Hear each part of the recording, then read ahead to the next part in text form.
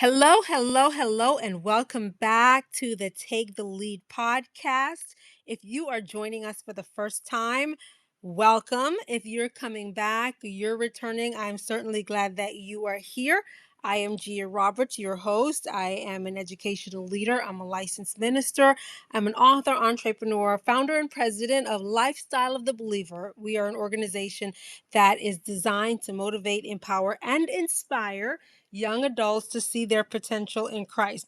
And did I mention that I am a self-proclaimed young adult aficionado? And this podcast is all about taking a journey through my book, Take the Lead, a survival guide for young adult Christians. And we are going chapter by chapter on each of these topics that are so important to young adults. So I'm glad that you're here for the journey. Buckle up. In this episode, we are going to take a look at chapter 6, which is all about self-esteem and self-worth. Such an important topic if we are to embrace our calling, our purpose, and our potential.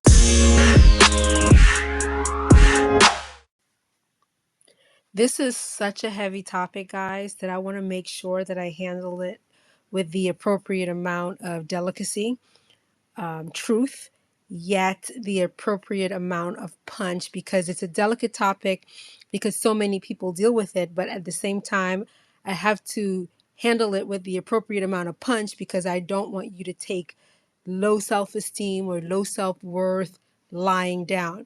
If you think about it, so many people within our society, some of the most accomplished and talented, beautiful, well poised, put together, confident people have said that they have at some point in their lives struggle with low self-esteem or low self-worth, or even as young adults or even older adults, they continue to struggle with that.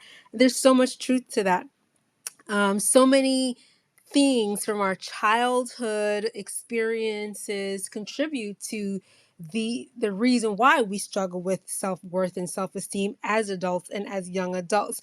For me, it was not having a mom or a father to raise me, and I had uncles and aunts and people in my life that loved me and cared for me and did well by me, without a doubt.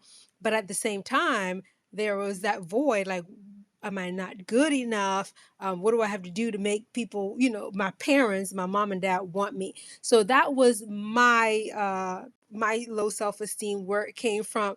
For others, it may have been being, brought up a certain way, or not being cared for, or not feeling like you're good enough, or feeling like you are being compared to somebody else, or being overlooked by family members. You may feel like you've been spoken evil of, or something has been said to you or of you as a kid, and it continues to play over and over and over in your mind as a broken record.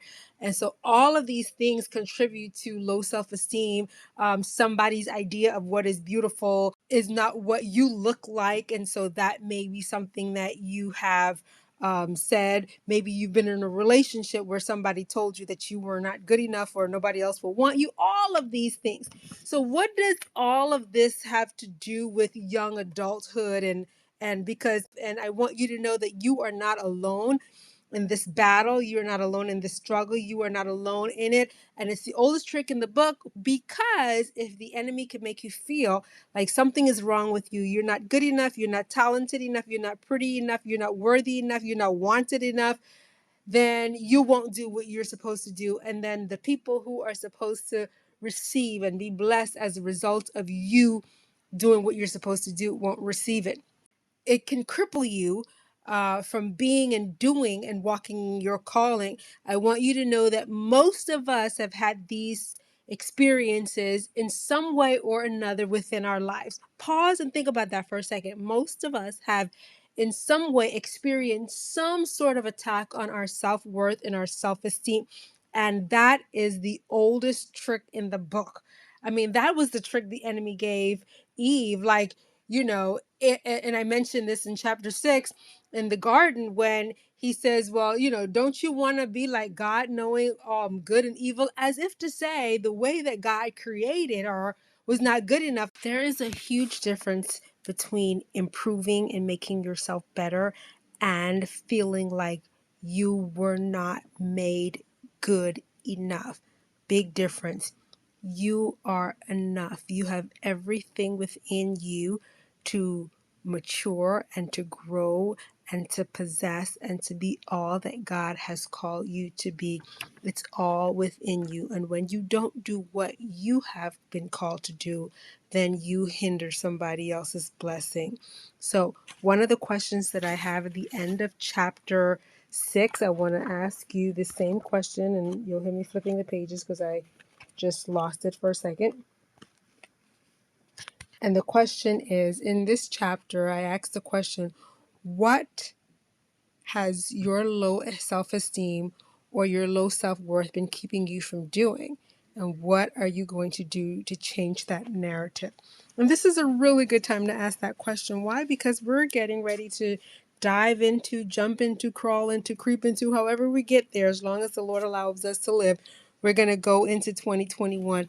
And now is the time that you put the brakes on the low self-esteem and the low self-worth, because you and I both know, as you listen to this podcast right now, that there are some things that God has called you to do. There is some desires and some goals and some visions and some plans that He has placed inside of you. And now is the time to go forth and do it. Again, thank you so much for joining us for this episode of the Take the Lead podcast. I'm glad that you're here, and I pray that you receive something from it.